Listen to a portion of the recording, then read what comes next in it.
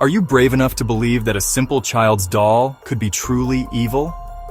When you think of Annabelle, you probably picture a cracked porcelain doll from the movies. But the real Annabelle is a simple Raggedy Ann. Button eyes, red yarn hair, and a stitched smile. She looks harmless, even comforting, a relic of childhood. That's what makes her so terrifying. Evil hides best behind innocence. The real horror began when ordinary life twisted into something sinister. The doll would move, change positions, and unsettle those around her. The Warrens always said, the object isn't evil, it's a vessel. A demon chose Annabelle because she was beloved, a perfect disguise. The most dangerous monsters are the ones you never see coming. Annabelle's story is a chilling lesson. Evil can wear a friendly face. The real doll is a slow burn terror, not a Hollywood jump scare. Sometimes, the scariest things are the ones that look the safest. Annabelle's story began in 1970 with a birthday gift. Donna, a nursing student, received the Raggedy Ann doll from her mother. She and her roommate Angie thought it was a sweet reminder of home. But soon, the doll started moving on its own. Legs uncrossed, body slumped, found in different rooms. At first, they doubted themselves. But the changes became impossible to ignore. Then the notes appeared. Childlike handwriting on parchment they didn't own, pleading for help. The messages mentioned Lou, their friend who distrusted the doll from the start. The doll's presence grew oppressive, turning their apartment into a place of dread. What began as a symbol of comfort became a source of fear. The ordinary had become extraordinary and terrifying. Donna and Angie realized they were no longer alone. The doll was more than a toy. It was a messenger for something dark. The mystery deepened, and the nightmare was only beginning. Annabelle had made her first move. Desperate for answers, Donna and Angie tried to communicate with the spirit they believed haunted the doll. They invited a medium who told them a tragic tale, the spirit of a young girl named Annabelle Higgins seeking comfort in the doll. Moved by sympathy, Donna gave the spirit permission to stay. But this act of kindness was a grave mistake. They had unknowingly invited something sinister into their lives. The Warrens would later reveal, demons often masquerade as innocent children to gain trust. Human spirits can't possess objects, but inhuman ones can. The story of Annabelle Higgins was a lie, a trap set by a malevolent force. By giving permission, Donna and Angie opened a door that should have stayed closed. The haunting escalated and the true nature of the entity began to emerge. The doll was now a vessel for something far more dangerous than a lost child. Compassion had become their undoing. The real battle was about to begin. Annabelle's deception was complete, and with permission granted, the haunting turned violent. The entity dropped its innocent mask, revealing a hateful, predatory presence. Lou, the skeptic, became its main target. He suffered terrifying nightmares. Paralyzed, Annabelle choking him, waking gasping for air.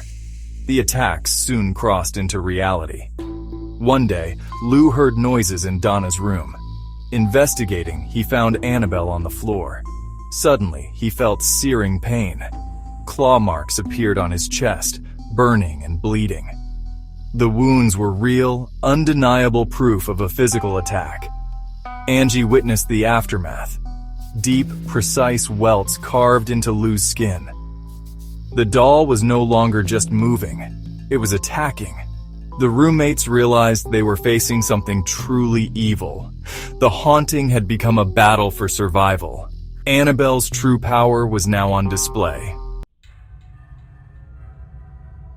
The attack on Lou was the breaking point. Donna, Angie, and Lou were terrified and desperate. They contacted a priest, who called in Ed and Lorraine Warren. Lorraine sensed a powerful negative force attached to the doll. Ed listened to their story and quickly realized this was no ordinary haunting. It was demonic infestation. He explained, "Human spirits can't possess objects or cause harm like this. Only something inhuman could." The demon had tricked them, seeking not the doll, but a human host. The claw marks were a warning, a mark of the beast. The Warrens knew the doll had to be removed immediately to cut off the entity's influence. The apartment was no longer safe. The battle had shifted from survival to containment. The Warrens prepared to confront the evil head-on. Annabelle's hold had to be broken. The Warrens took Annabelle, performing a blessing to cleanse the apartment. The journey home was fraught with danger. Car failures, a sense of evil filling the air. Lorraine used holy water to subdue the entity, allowing them to reach home safely. But the activity continued. Annabelle moved around their house, the oppressive presence lingering. Even a visiting priest dismissed the doll, only to suffer a near-fatal car accident soon after. The entity was not tied to a place, to the doll itself. Annabelle was a spiritual Trojan horse, bringing chaos wherever she went. The Warrens realized containment was the only option. The doll's power was undiminished, her threat ever present. Every attempt to dismiss her ended in disaster. Annabelle demanded respect and fear. The Warrens' home became her new prison, but the danger was far from over. Ed Warren built a special glass case for Annabelle, a spiritual cage, blessed and sealed. The sign read, "Warning, positively do not open." For decades, Annabelle sat in her glass prison, the most feared artifact in the museum. Visitors were warned not to touch or taunt her. Some ignored the warnings. One man mocked the doll, tapped the glass, and died in a motorcycle crash hours later. Lorraine always sensed the evil simmering inside the case. The glass was not a cure, only a barrier. Annabelle's hatred was patient, waiting for any chance to break free. The museum became a fortress, but the threat was never truly gone. Annabelle's legend grew, fueled by real tragedy and fear. The case was a fragile piece, not a victory. The doll's power was contained but never destroyed. Annabelle remained a prisoner and a warning.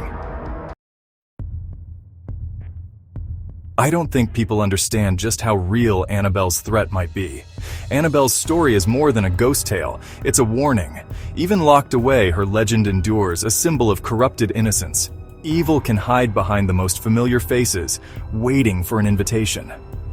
The Warrens' museum is closed, but Annabelle's presence lingers.